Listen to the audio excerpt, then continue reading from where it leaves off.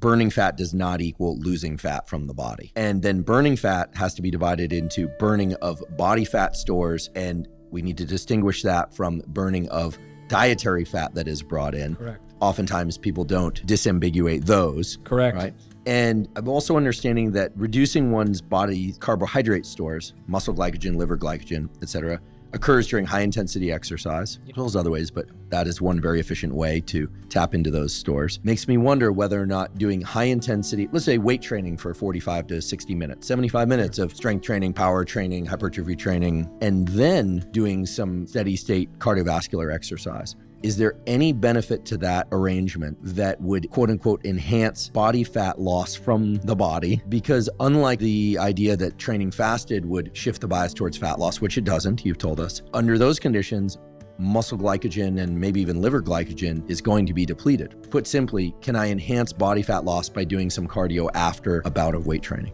If you equate for total energy expenditure, it won't matter. Now, you did bring up a very important point that I want to clarify. If you look at the exercise modalities that we laid out in our previous conversations, we talked about 9 different adaptations. One was skill, and then speed, power, strength, hypertrophy, muscular endurance, anaerobic capacity, and long duration endurance. Speed, power, and skill development have almost no benefit for fat loss. Because remember, those are low weight, a lot of rest, and low volume. They're not really going to be helpful. You can make a little bit of a case for strength, a little bit, but the total energy expenditure for strength training, even if it's an hour, if it's truly strength training, it's fairly low. Because the repetitions are in the 1 to 3 range. That's exactly, it's not enough for total work. So if you're trying to develop a protocol that sort of optimizes fat loss, is do a combination of something in the hypertrophy / muscular endurance strength training realm. Okay, so 6 to 30 repetitions. Something like of that. Resistance training. Great. Deplete muscle glycogen, maybe even a bit of liver glycogen. Maybe a little bit, depending on if you're doing it for a long time, but probably not a noticeable amount. Okay, so an hour of hypertrophy type training. If you're training hard with low rest intervals and you really did an hour, you would for sure get there. But most people don't. Is that the reason why I crave large bowls of oatmeal and rice after I do weight training? Yeah, I want to replenish muscle glycogen. Then you maybe do a little bit of very high intensity, maximum heart rate, well over VO2 max.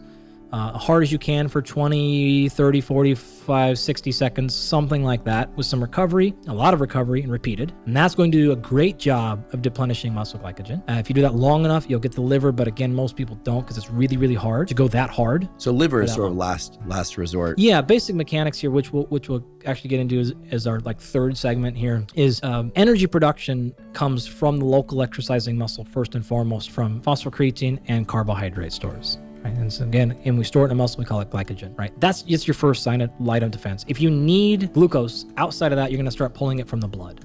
But one of the things, your body regulates a handful of things over almost everything: blood pH, blood glucose, blood pressure, and electrolyte concentrations. Like, it really does not want to mess with those things at all.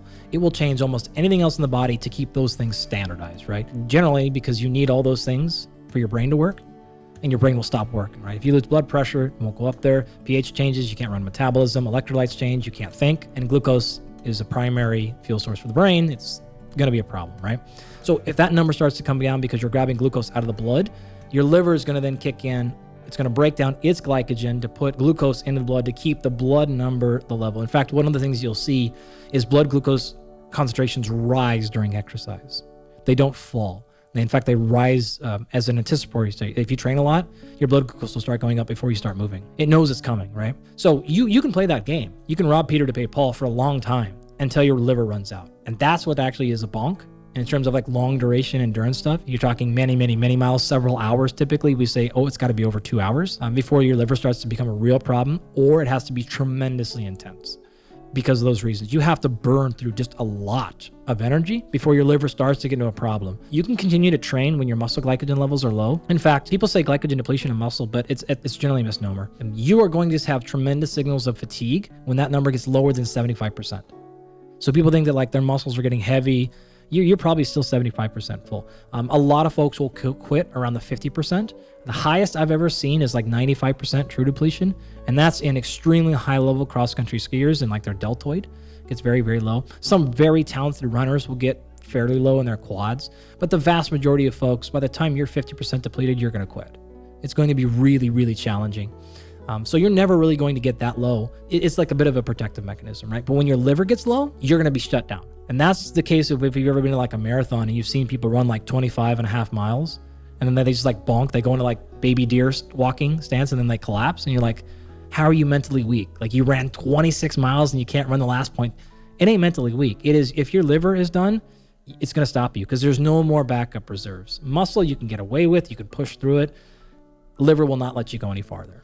I find this fascinating because it makes me wonder whether or not the liver being depleted sends a neural signal to the brain. Oh, absolutely. Or the brain must register some signal, like, I would like to be alive tomorrow. Thank you. Whatever is happening right now, stopping is going to be safer than continuing. Yeah. And so that stop signal is one that I think a lot of people, including myself, are intrigued by, because we always think that it's related to willpower. Mm-hmm. But the brain needs to preserve itself. And as the master computer, I mean, there are ways to go into kind of automaton type, not thinking, just doing type behavior. You have override switches, right? And you can play those cards, and you can get better at learning and being less sensitive to that switch. That's exactly what happens when you first start training, right? You start to realize like, oh my gosh, I'm super tired. And then you realize really quickly like, oh, I'm totally fine here. And this is like the pick your person who's made sayings like this, but it's like you're really only 10% depleted or 30% or 40% or some We're number. all operating at 40% of what we could do. Of course. Right. Any of those things are true because it is like a little bit of an override.